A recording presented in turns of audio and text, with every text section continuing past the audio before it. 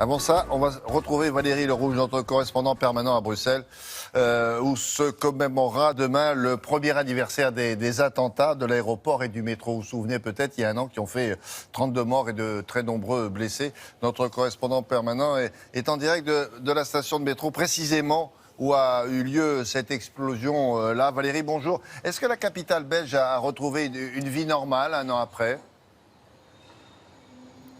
Bonjour William, bonjour à tous. Non, pas complètement. De même qu'à Paris, impossible d'oublier ce qui s'est passé ici à quelques mètres sur le quai ce 22 mars. Impossible d'oublier ce qui s'est passé à Zaventem à chaque fois qu'on reprend un avion. Impossible de ne pas voir tous ces militaires aussi qui continuent à patrouiller dans Bruxelles, alors que la capitale n'était pas habituée, comme à Paris, à voir des patrouilles Vigipirate depuis plusieurs années. Impossible d'oublier aussi de ne pas entendre ces sirènes qui font désormais partie de l'ambiance sonore de Bruxelles. Le journal local Le Soir titrait hier « Ce jour où nous avons perdu notre innocence ». Et cela résume assez bien l'état d'esprit des Bruxellois, car si l'on s'en tient aux chiffres, eh bien pour le reste, la ville a retrouvé à peu près son rythme d'avant, d'un point de vue économique notamment, excepté peut-être sur le plan touristique. Voyez ce reportage que nous avons réalisé avec Hervé Verloès et Fanny Van Mulder. La Grand Place a retrouvé sa sérénité. Seules des patrouilles de militaires rappellent que Bruxelles reste en état d'alerte. Les touristes, eux, évitent de trop y penser. Des gens viennent de France, il y en a déjà en France. Donc si on se pose la question tous les jours, est-ce qu'on ne peut pas aller à tel endroit ou à un autre parce qu'il y a des attentats? Si, ça me préoccupe, surtout dans des endroits comme l'aéroport où il y a beaucoup de gens. Ça nous préoccupe au moment de repartir à la maison, mais de là à ce que ça m'empêche de dormir, non. Ça ne me stresse pas particulièrement. Il y a des mesures de sécurité supplémentaires dans les rues et je me sens plus protégé. Le 22 mars, la ville est frappée. D'abord à l'aéroport, 2 bombes, 16 morts.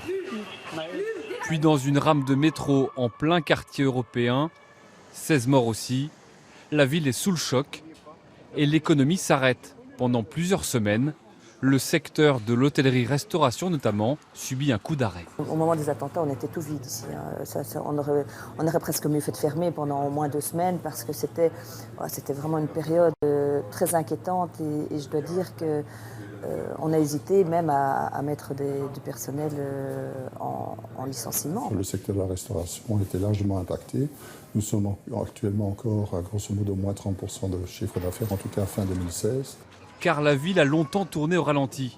L'aéroport a mis 1 mois à rouvrir, et encore partiellement. Et ces images de véhicules blindés à tous les coins de rue ont refroidi les milieux d'affaires et échaudé les touristes. Si les milieux d'affaires sont revenus, je dirais presque par nécessité, évidemment, ce n'est pas encore le cas tout à fait des milieux touristiques. Et donc, nous ne sommes pas encore revenus à une situation à la normale, entre guillemets. Il y a encore du travail à faire pour continuer à convaincre. Bruxelles entend bien tourner cette page tragique de son histoire, sans pour autant l'oublier.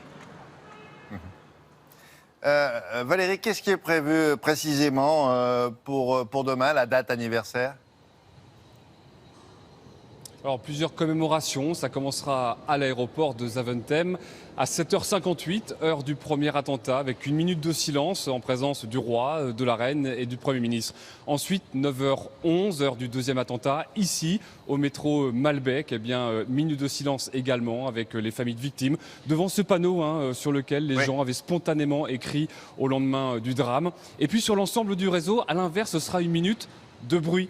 Les tramways, les bus et les métros vont s'arrêter durant 1 minute et ils vont klaxonner et les passagers sont invités à applaudir et à faire le maximum de bruit pour montrer qu'on est bien en vie. Il y aura également une statue d'inaugurée et un grand concert festif en hommage aux victimes au Cirque Royal. Merci beaucoup Valérie. À bientôt cette semaine.